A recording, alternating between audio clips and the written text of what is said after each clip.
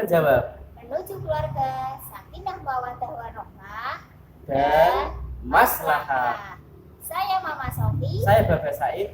Assalamualaikum warahmatullahi wabarakatuh.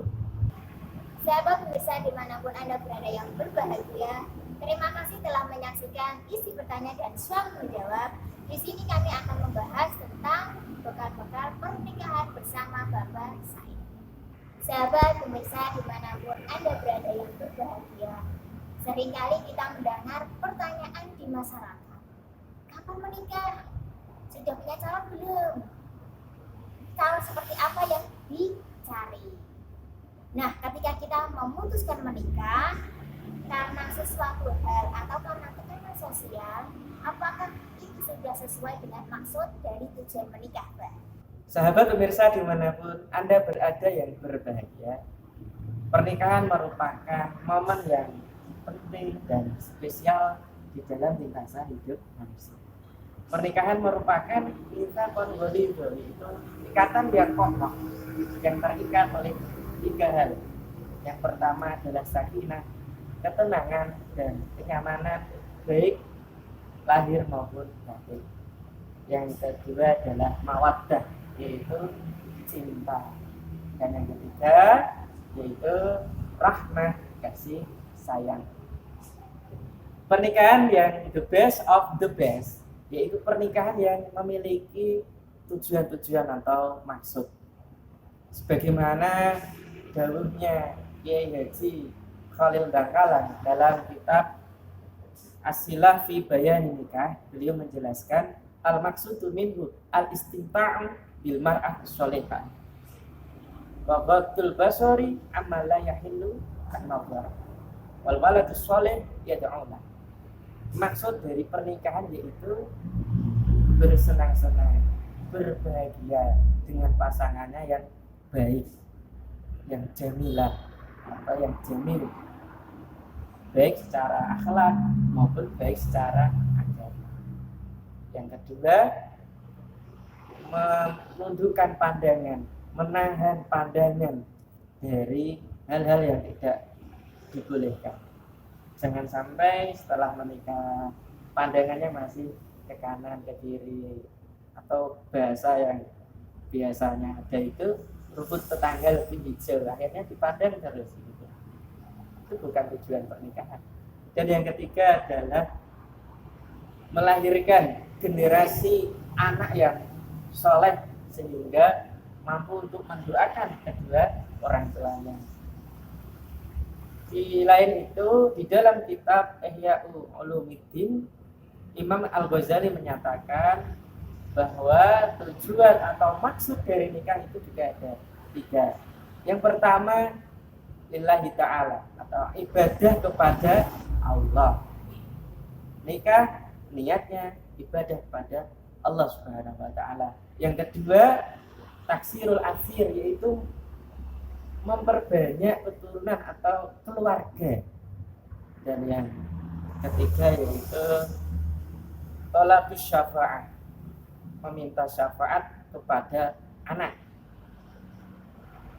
Di sini ada kesamaan yaitu anak.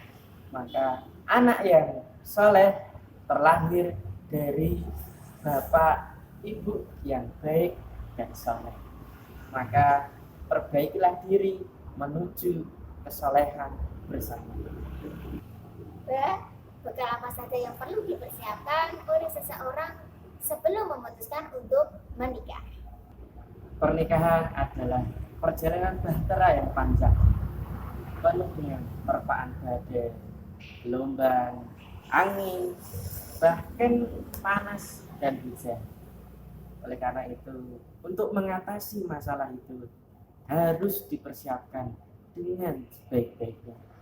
Harus mempunyai bekal-bekal pengetahuan tentang pernikahan. Dalam makalah bahasa Arab dikatakan man arafa bu'da safari ista'ada. Barang siapa yang mengetahui jauhnya perjalanan, maka ia harus bersiap-siap. Barang siapa yang mengetahui jauhnya perjalanan pernikahan, hendaknya dia harus bersiap-siap. Yang pertama, Kal ilmu atau al-fikrah. Ilmu ini penting. Seperti contoh lah, ilmu fikih. Bagaimana ketika istri itu haid, apakah boleh berhubungan? Bagaimana ketika istri haid di bulan Ramadan, apakah kelak perlu mengganti puasanya atau mengganti puasanya gitu. Ini ilmu perlu diketahui oleh calon-calon suami. Bekal fikroh yaitu pemikiran atau apakah dalam pernikahan itu harus seadanya? Tidak, harus mempunyai visi misi, visi tujuan. Apa pernikahan yang akan dilaksanakan? Misinya seperti apa? Caranya meraih tujuan pernikahan seperti apa? Itu harus di-planning sebelum pernikahan. Yang kedua yaitu mental yang kuat. Di dalam pernikahan butuh mental yang kuat, butuh kedewasaan, ya kan? Karena apa? Karena ketika orang tidak mempunyai mental yang kuat, maka akan merubah segalanya, merubah kebaikan menjadi kebatilan, merubah kesederhanaan menjadi lebih tidak bermanfaat, merubah kebaikan menjadi kezaliman. Sudah cukuplah banyak cerita piring berterbangan di dalam pernikahan. Sudah cukuplah orang-orang yang ringan tangan dalam artian negatif, yaitu memukul atau menendang atau bahkan naudzubillah sampai membunuh suaminya, kadang membunuh istrinya. Astagfirullahaladzim. Yang ketiga yaitu fisik yang kuat. Fisik ini bukan dimana harus kuat untuk berhubungan badan, bukan. Itu ya penting, tapi lebih penting lagi fisik yang kuat akan melahirkan pernikahan yang baik. An-nikah as-salim bil jasadi as-salim. Nikah yang baik itu terletak pada badan yang kuat. Karena badan yang kuat melahirkan karya yang baik, bekerja juga enak, kemudian beraktivitas juga lancar. Bayangkan kalau di dalam rumah itu banyak yang sakit, maka semuanya akan menjadi sakit. Yang keempat, yang terakhir yaitu maliyah atau al-fulus, finansial, keuangan. Memang banyak orang meyakini bahwa rezeki itu ditanggung Allah. Tidak usah cari rezeki, yang penting nikah, itu menurut saya kurang pas. Secara filosofi memang seperti itu mungkin, tapi kita secara teknis realistis sajalah. Setelah menikah kalian akan menanggung dua lambung, suami dan istri, atau lambung yang lain yaitu anak. Dapur tetap harus mengepul dan berasap gitu. Berarti finansial sangat penting sekali.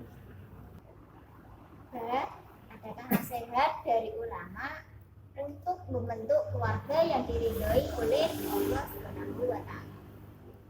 Pernikahan adalah sunnah Rasulullah Sallallahu Alaihi Wasallam. Agama Islam sangat memperhatikan keluarga untuk menciptakan keluarga yang diridhoi oleh Allah Subhanahu wa Ta'ala. Pernah suatu ketika Al-Habib Umar Al-Habib, ulama Yaman, berpesan, jika pernikahan hanya dilandasi dengan cinta, lalu di mana letak keimanan? Betapa banyak pernikahan hanya dilandasi dengan cinta, itu kurang berkah, sehingga banyak terjadi perselisihan, percekcokan, perdebatan, naudzubillah, sampai melakukan perceraian. Astagfirullahaladzim. Dengan keimanan baginda Rasulullah Muhammad Sallallahu Alaihi Wasallam, tetap sabar walaupun di rumahnya hanya ada cuka, Beliau tetap sabar. Setelah itu beliau tetap memakannya. Dengan keimanan pula Sayyidina Ali bin Abi Thalib itu tetap sabar menjadi kuli menimba air. Walaupun hanya mendapat segenggam gandum. Sayyidina Fatimah Az-Zahra itu tetap sabar walaupun aktivitas sehari-harinya menjadi menggiling atau penggiling gandum sampai tangannya itu ngelepuk. Jadi pernikahan yang dilandasi dengan keimanan akan mendapat keberkahan dan keridhaan Allah Subhanahu wa ta'ala. Tak semua cinta itu melahirkan iman, tetapi dengan keimanan akan melahirkan cinta. Perasaan cinta jadikanlah makmur, tetapi iman adalah imamnya.